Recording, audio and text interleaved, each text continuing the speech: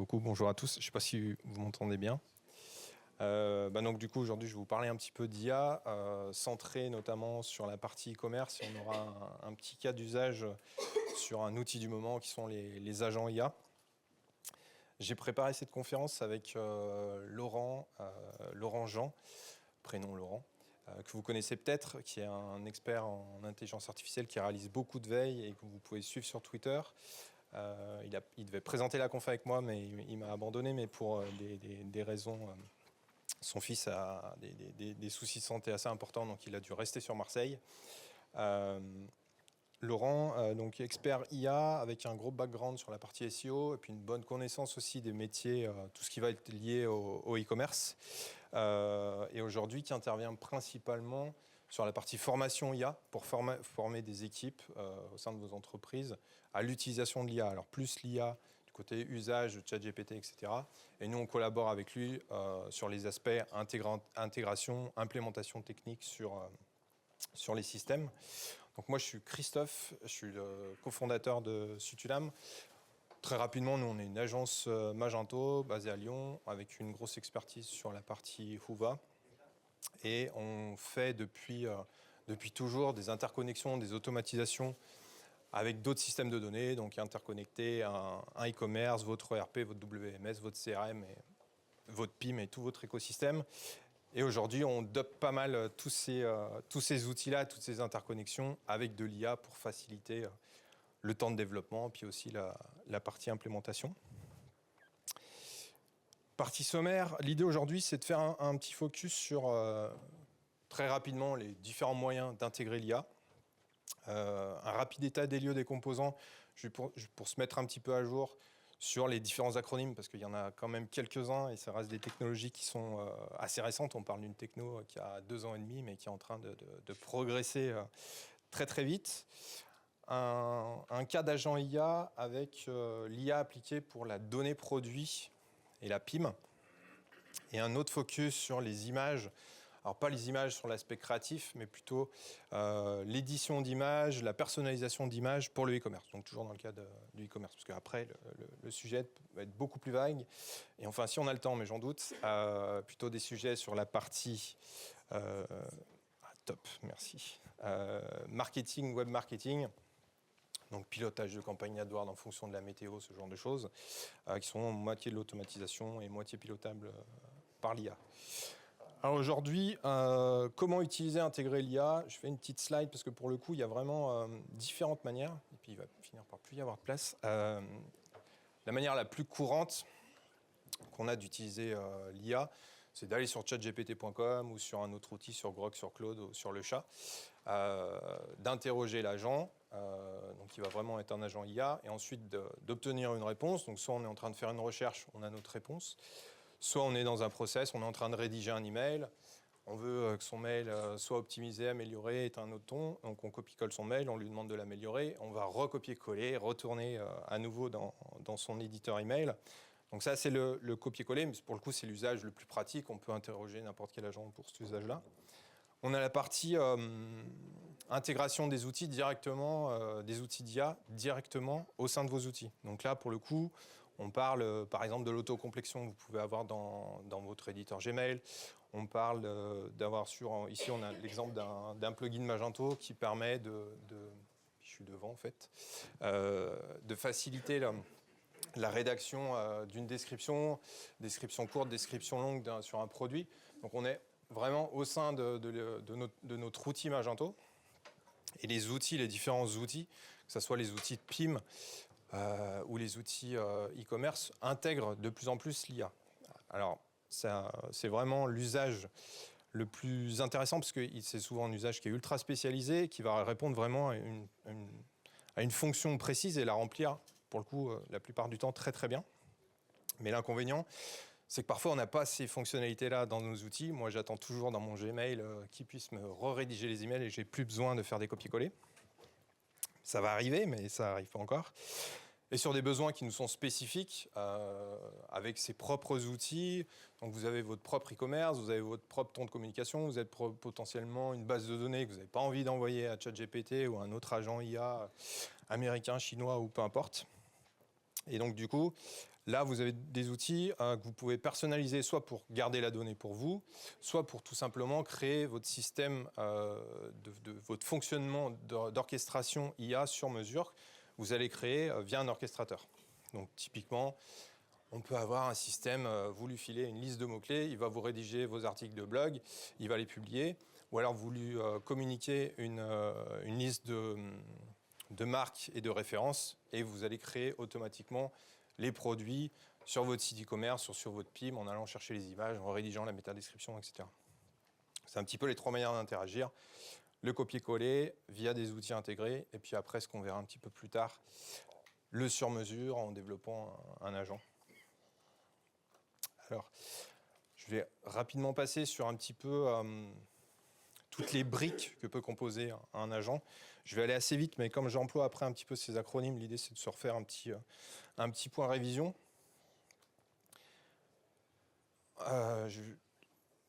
On partagera la slide, donc il y a beaucoup de choses à lire, mais si on a une chose à retenir, c'est un LLM. En gros, c'est un modèle de génération de texte tel qu'on le connaissait à GPT 3.5 il y a 2 ans et demi. Et il sait faire que ça. Il n'a pas de mémoire, il ne sait pas faire des tâches complexes. Il répond souvent à côté, il hallucine beaucoup. Un agent IA, ça va être un système qui comprend des LLM, qui va interroger des bases de données, qui peut se renseigner sur le web, qui va avoir accès à des outils, à vos API, à différentes bases de données. Et c'est aussi un système intelligent. Il va commencer une requête, il va aller se renseigner sur le web. En fonction de la réponse qu'il va obtenir du web ou d'une base de données, il va adapter son module de réflexion. Donc il a une fonction de mémoire qui lui permet d'itérer. On le voit très bien si vous utilisez DeepSeek. Vous voyez un petit peu toutes les étapes de raisonnement et ce qu'on appelle la chain of thought, la chaîne de pensée, qui lui amène à pouvoir nous donner une réponse. Donc c'est un petit peu la différence entre les deux. Le LLM, c'est qu'un cerveau. L'agent IA, c'est un cerveau, mais avec des bras, des jambes et des outils dans les mains.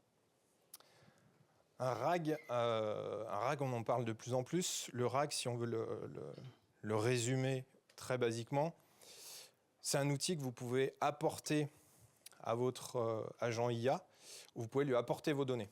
Donc typiquement, vous avez une base de données de votre service client, les questions des clients, les réponses des agents, votre foire aux questions. Vous pouvez apporter ces données-là qui vous sont propres. Et en fait, c'est comme si vous entraîniez le modèle sur vos propres données. Et l'avantage, c'est que vous pouvez, quand vous faites un copier-coller dans ChatGPT ou dans n'importe quel outil, vous ne pouvez pas lui copier-coller votre base de données. Ça ne fonctionnera tout simplement pas. Et en plus de ça, ça créera beaucoup d'autres problèmes. Parce que là, vous créez votre propre base de données et vous pouvez l'interroger avec un agent IA. Donc ça, c'est ce qu'on appelle les systèmes RAG. Et aujourd'hui, c'est très très simple d'avoir une base de données. Ça peut être votre base de données de plusieurs milliers de produits, l'intégrer dans un RAG et de pouvoir l'interroger très très facilement avec un agent. Le gros avantage, c'est que vous allez fiabiliser vos échanges avec l'IA. Potentiellement, ça va rester concentré sur vos données. Si vous faites un chatbot, vous avez la possibilité de contraindre l'agent à utiliser exclusivement votre base de données. Il n'ira pas chercher les conditions de livraison ou de retour produit sur un autre site internet ou dans sa base de données d'entraînement. Il utilisera votre base de FAQ et exclusivement cette base de FAQ. Donc ça apporte pas mal de solutions à toute la partie hallucination. Quand on fait de la rédaction de fiches produits, en lui donnant aussi la documentation du produit, on évite qu'il hallucine et qu'il vous dise qu'une tronçonneuse est faite pour tailler la pelouse. Une autre brique, et après j'en ai fini avec tous ces acronymes, c'est la partie MCP. Alors c'est quelque chose qui est assez récent, ça date de novembre 2024.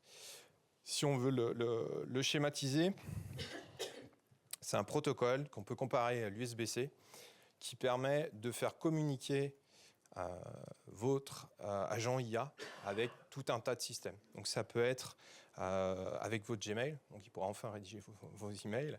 Ça peut être avec votre API Magento. Ça peut être avec votre WordPress pour publier des articles. Ça peut être avec votre base de données, via un agent SQL, il peut directement intervenir dessus.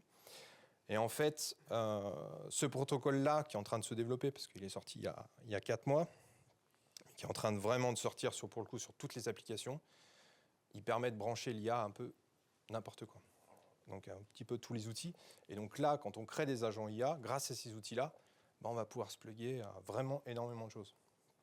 Donc le schéma à retenir sur le MCP, parce que je pense que vous en entendez déjà beaucoup parler, on en entendra de plus en plus parler, ça va être cette partie USB-C, et en fait c'est un port classique qui permet de brancher tout un tas d'outils. Voilà un petit peu pour la partie acronyme. Où est-ce que j'en suis? Touc. Et si j'en ai encore un dernier, c'est la partie orchestrateur IA. Un orchestrateur IA, ça va être basiquement le chef d'orchestre qui va piloter un petit peu tous ces outils-là. Donc les LLM, les RAG, les agents IA. Donc un agent IA qui pilote un agent IA, qui pilote un agent IA. Donc on a un chef, un sous-chef, etc. Et qu'on va pouvoir connecter à des outils. Ça peut être une calculatrice pour faire des maths, parce qu'en principe, ils ne sont pas très bons pour faire ça. Ça peut être des bases MySQL, puis après, ça peut être des bases de données de connaissances. Donc là, on rentre dans le système de RAG. Les outils les plus connus pour faire ça, on a LangChain, N8N, LlamaIndex, on a du Stack, on a du CamelAI, on a des outils chinois comme Manus aujourd'hui qui sortent. Et on verra quelques exemples. Un exemple sur N8N, qui est l'un des outils les plus pratiques et faciles à aborder. Le fonctionnement, il est assez simple. Donc on a toujours l'entrée utilisateur. On a un agent pilote qui va piloter un agent ou différents agents qui va s'appuyer, lui, sur des sous-agents qui ont chacun leur fonctionnalité, d'aller chercher des informations sur le web via un outil qui va être un browser, un agent qui va faire des recherches, qui va faire du code, qui va aller chercher des documents. Et en fait, on rentre dans un fonctionnement avec des sous-agents où chaque agent a, entre guillemets, un métier, une verticale sur lequel il est spécialisé. Et on verra plus loin que c'est vraiment ultra important. Donc, on va présenter un petit exemple de ce qu'est un agent IA et l'appliquer à la PIM avec un exemple un petit peu basique au départ, et puis après, on voit un petit peu comment on peut le faire évoluer. On parlait tout à l'heure de l'usage donc pour la PIM et la problématique de renseigner ses produits sur son site e-commerce. On voit que l'une des premières difficultés qu'on va rencontrer, ça va être, moi j'ai une marque, une référence qui m'arrive des acheteurs et je dois rentrer mes produits sur mon site e-commerce. La première difficulté, c'est de savoir comment je vais l'intégrer dans mon site, donc dans quelle catégorie. Quel va être le jeu d'attributs qui correspond? Quels sont les attributs sur lesquels, aujourd'hui, mes valeurs d'attributs qui sont déjà configurées sur mon site e-commerce, mon arborescence, etc., dans lequel il va falloir que j'insère mon produit. Et si aujourd'hui, on veut faire passer toutes ces informations-là directement à un LLM, on a une bande passante qui n'est pas suffisante, on ne peut pas envoyer toutes ces données-là, déjà on n'a peut-être pas forcément envie de les partager, et on ne peut pas les envoyer directement à un LLM parce qu'il pourra mal les gérer, ça fait trop de données. Soit ça coûte très cher en API, soit tout simplement il va prendre compte juste les 100 premières lignes et tant pis pour le reste. Donc l'idée, c'est d'avoir une orchestration, on en parlait tout à l'heure. Pour chaque sous-tâche, on va avoir vraiment un outil, un agent, où c'est la notion de fonction dans ChatGPT. Chaque agent, c'est ultra important qu'il soit bien nommé pour vous y retrouver, mais aussi parce que l'agent orchestrateur, lui, ne sait pas faire les sous-tâches. Par contre, il sait le nom de chaque agent et la description de chaque agent, et il va s'appuyer sur son nom, sa description, pour aller dire, tiens, telle tâche, je la donne à tel sous-agent. Donc c'est vraiment la clé d'une orchestration réussie, ça va être bien définir son agent orchestrateur, bien sûr, mais surtout lui expliquer quelles étapes il doit faire et comment et sur quels outils il va s'appuyer ensuite pour son agent. Ici, on a un exemple qui est assez basique d'un agent qu'on va appeler catégorisateur d'attributs. L'outil qui est utilisé pour faire ça, c'est N8N. On a un chat opérateur, mais ça peut être un appel API ou peu importe. On a un modèle de données qui va piloter l'agent. Ici, c'est important d'avoir un modèle de données qui va être plutôt intelligent. Sur les sous-agents, on peut avoir des modèles qui sont moins coûteux, qui sont plus rapides, qui peuvent avoir d'autres avantages. On a un système de mémoire tout simplement pour stocker un petit peu les différentes réponses des agents. Et après, on a finalement un sous-agent qui va trouver le type de produit, qui va trouver la catégorie dans Magento. Donc on va lui fournir notre liste de catégories. Donc, si vous avez 1500 catégories, il va vous trouver la bonne catégorie. Il va aussi vous trouver l'identifiant de la catégorie pour ensuite pouvoir insérer facilement le produit, trouver l'attribut de set et les valeurs d'attribut. Donc si vous êtes sur un sèche-linge ou une brosse à dents, vous n'aurez pas besoin des mêmes informations pour remplir votre fiche produit. Et en fonctionnement, si ça fonctionne, c'est extrêmement simple. On va lui donner en entrée une marque et une référence. Ici, on a une Facom et c'est un modèle de pince multiprise. Et en fait, le gros avantage d'utiliser ce genre de système, c'est qu'on sort de la boîte noire qui nous donne la réponse à la fin et on ne sait pas ce qui s'est passé. Ici, on voit toutes les étapes qui vont se dérouler. On a la possibilité d'avoir le retour de chaque agent. Donc, on voit que l'agent trouve le type de produit, m'a trouvé que c'était une pince multiprise. Donc, il est allé sur Google, il s'est renseigné, il a trouvé la documentation fournisseur, il sait quel type de produit c'est. Ensuite, à quelle catégorie ça correspond. Et donc, ici, j'ai ma catégorie produit qui correspond à mon arborescence à moi. Donc, je peux utiliser et brancher finalement directement. Et on peut fonctionner de la même manière. Donc, on a ici la catégorie, le numéro de catégorie, le jeu d'attributs et le numéro de jeu d'attributs. Et en essayant avec un autre produit, ici, ça va être une visseuse dévisseuse, je crois une Makita de mémoire. Et on a finalement le même système. Donc, on a, si aujourd'hui, rien que pour faire ce système-là dans un seul prompt, on peut le faire parce que ce n'est pas extrêmement compliqué, mais on a un taux de succès qui va être de 70-75%. En utilisant un système d'agents IA comme ça, en découpant les tâches, chaque agent va avoir un taux de succès de 90, 95, voire 99% sur sa tâche. Et donc, mis bout à bout, on a très peu de déperdition à la fin. Et donc ça, c'est un exemple typique de ce que peut être un agent IA et comment l'utiliser. Hop. On en parlait tout à l'heure, les points clés, c'est d'utiliser, on avait les 3 agents, d'avoir des agents qui soient efficaces pour faire les tâches. Il ne faut pas chercher à... En gros, il faut que ça soit simple, qu'ils effectuent des tâches sur lesquelles ils aient un taux de succès qui soit supérieur à 90% et on va viser le 100%. Il faut être organisé, on en a parlé tout à l'heure, et utiliser la description produit. Votre agent principal doit être bien configuré, on en parlait, et plutôt utiliser un modèle de données avancé. Si vous avez beaucoup de réflexion, il faut partir sur les modèles qui commencent par O, si vous êtes sur OpenAI, donc ça va être du O1, du O3, ou du 4O, et plutôt éviter les modèles mini qui sont un peu moins performants. Ça, c'est un exemple de prompt qu'on a sur l'agent IA. Donc ça, c'est l'agent principal, c'est l'agent qui va piloter. Toujours important, les prompts sont toujours plus ou moins conçus de la même manière, mais ici, c'est particulièrement important. On lui dit qui il est, quel est son rôle, quels outils il dispose, quel bras, quelle jambe il a, quel outil il y a dans chaque bras, etc. Quelle va être la stratégie et la contrainte de sortie.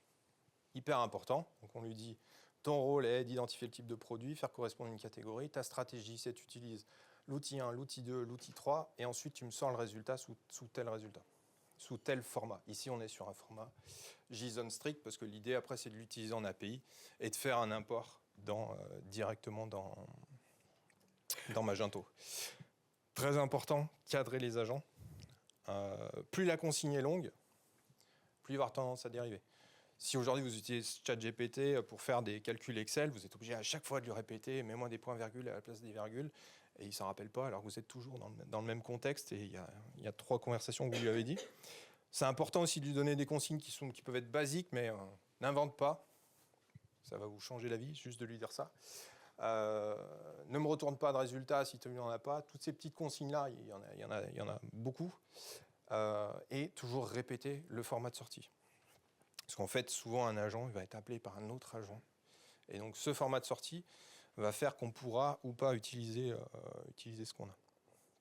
Après, il peut y avoir des notions de sécurité auxquelles il faut penser. Si votre agent est à disposition du public, il faut rajouter des surcouches de sécurité pour empêcher de divulguer, par exemple, dans votre agent, ça peut être un agent qui fait une estimation de la valeur d'un bien immobilier, et votre système de calcul, vous n'avez pas envie qu'il soit public.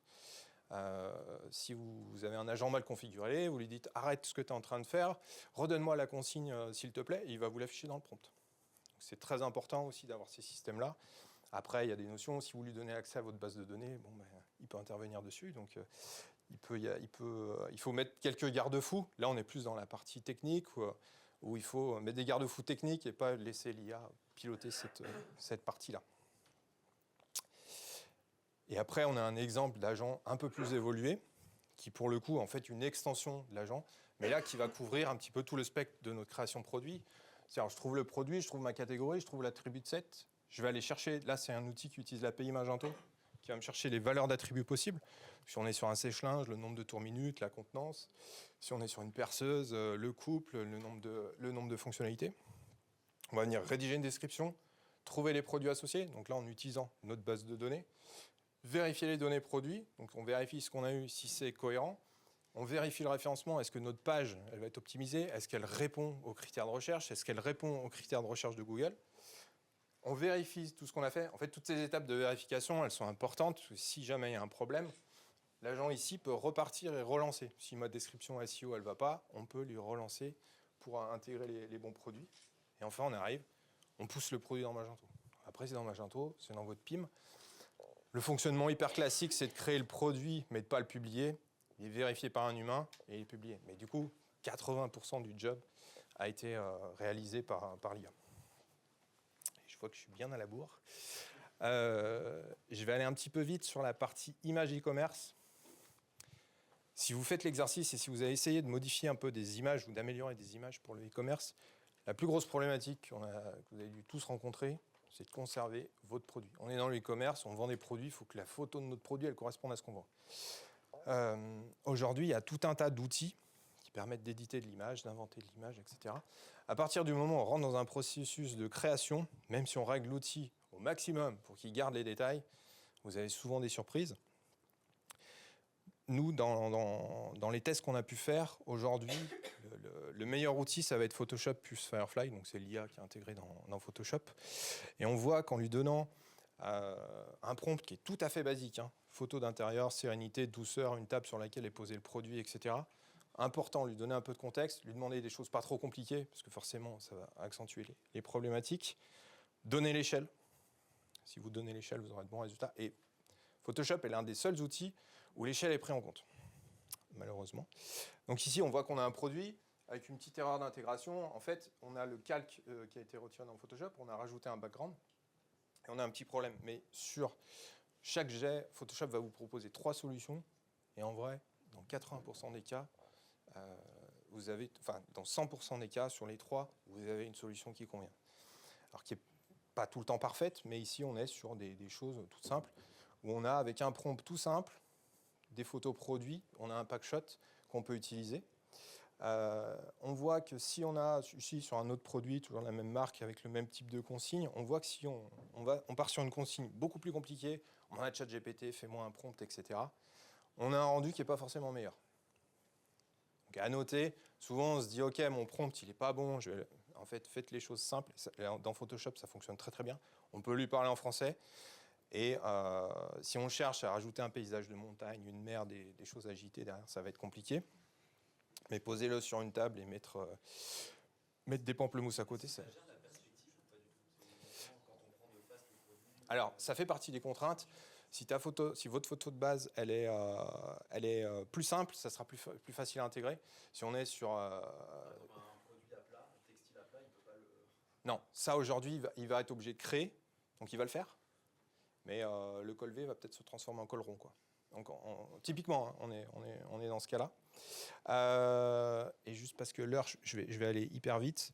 Si on part sur des outils plus créatifs, donc là on est plus sur une table avec 2 pamplemousses, on est sur une mer, des rochers, etc. On arrive à avoir des bons résultats. Toujours avec Photoshop, si on part sur des prompts plus compliqués, on a des images qui vont être plus belles. Après, chacun question de, mais qui peuvent paraître moins naturel. Ici, moi, personnellement, je trouve que ça fait plus IA, alors qu'ici, on dirait vraiment une photo qui a été prise par une personne normale. On a d'autres outils. Parmi les outils les plus connus, vous avez FreePic. FreePic qui est un super outil qui intègre beaucoup d'éditeurs de photos et de vidéos, mais qui souvent en fait surcrée, est un outil de création et pour le e-commerce, c'est pas spécialement un outil qui présente des résultats. On voit qu'on dénature les produits, les couleurs sont pas forcément bien. Ici, j'ai d'autres exemples avec du mobilier. Et on voit quand on est sur des produits un peu plus compliqués ou qui ne sont pas pris de face, etc., la créativité, le canapé, là, je ne sais pas si vous le voyez, mais c'est impossible de faire un canapé comme ça. Si on ajoute plus de complexité, on lui donne plus d'informations, il va vous inventer des chaises, il va vous changer des couleurs. Et si on passe vers d'autres outils, ça devient impossible de sortir quelque chose de probable. Et là, on est sur des choses sur lesquelles on s'est entraîné. Hein. Je ne vous ai pas pris la pire, j'ai pris la meilleure avec ce genre d'approche. Il y a donc un truc à retenir. Photoshop, je l'ai après en fait, vous découpez, vous détourez votre image, vous créez un calque, donc vous allez conserver ce calque-là et vous ajoutez un fond. Ça, c'est vraiment la méthode qui fonctionne le mieux. Un autre outil pour le coup qui fonctionne plutôt bien sur FreePic, ça va être l'upscale. Si vous avez des photos produits qui ne sont pas top, vous pouvez les upscale. Et là, on voit que sur une machine DeWalt, on arrive à conserver les détails, la marque n'est pas dénaturée, et pour le coup, on a une photo qui est beaucoup plus exploitable. Si on veut résumer, pas besoin d'un prompt XXL. Ce qui marche bien, Photoshop plus Firefly, c'est l'outil de base, mais franchement, c'est ce qui marche le mieux. Le process, on détourne, background, et on peut faire un upscale si jamais on n'a pas une image top au départ. Gérer ça avec des calques. Et si on passe ça sur FreePic, il y a une case à cocher qui est préserver les détails. Si vous ne le faites pas, vous aurez beaucoup de surprises. C'est pas encore parfait. À partir du moment où on part dans la création, on est souvent dans l'hallucination. Le produit va avoir des problématiques d'échelle. Ça, c'est un sachet qui fait la taille d'un verre et en fait, il se retrouve. Et en vrai, vous pourrez. Enfin, moi, j'ai pas réussi à avoir la bonne échelle. Quand tu lui donnes l'échelle, ouais. Sur Photoshop, il le gère. Et sur FreePic, avec les outils qu'il utilise, en fait, ce sont plutôt des outils créatifs pour créer un paysage, pour créer des personnages, pour créer des vidéos. Alors là, c'est très très bien, mais pour notre cas d'usage, garde-moi le produit parce que c'est le produit que je vends. On a besoin qu'il soit... Déjà ici, il ne m'a pas réécrit le texte, mais la couleur, il a adapté la couleur à la scène, alors qu'en fait, le sachet est complètement blanc normalement. Donc on peut pas... C'est typiquement le cas qu'on peut malheureusement pas utiliser. Est-ce qu'il n'y a pas un risque que ce soit considéré comme la publicité mensongère du coup, si on utilise de l'IA Eh ben, c'est conseillé de mettre image non contractuelle, ouais. Surtout si vous ne la vérifiez pas. Ouais. En mode automatique, il y a quand même des dangers, beaucoup. Et image non contractuelle, indispensable. Bah, surtout si vous partez sur des FreePic. Pour la photo, on a vu Photoshop Firefly, c'est plutôt bien. FreePic, vous pouvez l'utiliser pour tout ce qui va être banniering, création de fonds, etc. Après, si vous faites de la vidéo, Kling ou VO2 sont les outils les plus en vogue. On a aujourd'hui des fonctionnalités qui permettent, je crois que ça fait une semaine que c'est sorti, sur Kling, vous mettez photo de départ, photo d'arrivée, photo étape 3, photo étape 4, et ça vous sort une vidéo. Pour les avatars, ceux qui cherchent un petit peu, ou ceux qui veulent tester, je vous encourage à tester Agen.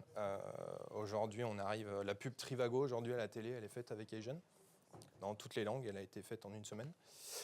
Pour la voix, et la voix, ça va être quelque chose qui va énormément percer dans l'IA dans les mois qui arrivent. On a des acteurs qui, en plus, sont des acteurs français. Si vous avez l'occasion, testez Sésame. Vous parlez avec un interlocuteur, c'est très difficile de savoir que c'est de l'IA, parce qu'il respecte bien les temps de pause. On a un acteur qui est français aussi, qui est Gladia, qui permet de faire du speech to text. Donc là, vous enregistrez une conférence, vous êtes 4 dans une pièce, il y a du bruit, il y a des discussions 2 à 2, etc. Il va vous détecter les interlocuteurs, il va vous faire un compte rendu, je vais y arriver, à la speech to text. Donc il va vous faire le texte avec l'audio qu'il a eu, la transcription, merci. Ça reste pas parfait. Vous envoyez ça à ChatGPT, vous lui dites faites-moi un compte rendu. Vous n'allez plus jamais prendre de notes. C'est bluffant. Et Eleven Labs, pareil, un super outil pour faire, là pour le coup à l'inverse, vous écrivez et c'est un agent qui parle. Et je crois que j'ai plus de temps. Et j'aurais plus... Une minute pour les questions, s'il y avait d'autres questions. Est-ce qu'on peut automatiser les tâches? Et bien justement, Sur le traitement des images. ça se fait via les API. Et des outils comme, je l'ai passé en fait, N8N, vont permettre de faire cette chose-là. Sur les images, souvent, sur les 3 photos, on va nous proposer Photoshop. En fait, on a des scripts Photoshop, donc on dépose, on a un script qui va tourner, on récupère les images. C'est un peu plus compliqué que juste une API, mais ça fonctionne bien. Et après, là, pour le coup, il faut quand même une revue utilisateur. Ce qu'on a vu tout à l'heure, la photo qui avait un petit défaut, il y en a 3 autres, il y en a une qui est bonne. Mais ça s'automatise. Aujourd'hui, on fait même de l'automatisation de création de vidéos. Mais là, on n'est même pas sur de l'IA. Hein. On balance un flux JSON qui va modifier les paramètres d'une vidéo, qui va la créer sur de l'Adobe Premiere. Ah oui, clairement. Donc ça peut se faire directement. Ouais. Okay. Et après, c'est de plus en plus utilisé par les outils. Dernière question. Notamment pour justement ça, pour la création de contenu produit. Tu arrives à mixer aussi avec des médias? C'est-à-dire tu vas chercher des informations sur le média qui est chargé dans le back-office? C'est-à-dire si j'ai 5-6 produits, il arrive à détecter, tu arrives à lui faire lire l'image ou pas du tout? Ouais. Si tu donnes une image à l'IA, l'IA peut te la décrire, mais avec des mots auxquels tu n'auras pas pensé, mais vraiment très précisément. Donc tu peux savoir ce que c'est, qu'est-ce qu'est l'image. Et après, je ne suis pas sûr de répondre à ta question. Ça serait peut-être des informations que j'aurais pas pensé ou que dans le texte initial ou les informations techniques, il n'y aurait pas l'info, quoi. Tu peux faire, si c'est du texte, tu peux faire de l'OCR. Aujourd'hui, ça fonctionne très très bien. Si c'est décrire une scène, l'IA va apporter aussi pour le coup beaucoup de détails et va vraiment être précise. Si tu as un chien, elle ne va pas le prendre pour un chat. Ça, c'était le cas il y a 6 mois. Maintenant, tu n'as plus ce genre de problème-là. Et d'ailleurs, la plupart des outils IA de création, tu lui envoies une image, il la transforme en prompt et il crée à partir de ça. Donc si tu veux t'inspirer, tu as une image qui te plaît beaucoup, tu veux faire la même, mais tu n'as pas le photographe qui va bien, tu la balances à l'IA, il va te la créer. Et c'est efficace. Efficace. Ouais. Je vais laisser la place. Super. Merci beaucoup. Merci. De toute façon, Christophe est toujours là à l'event s'il y a d'autres questions dehors.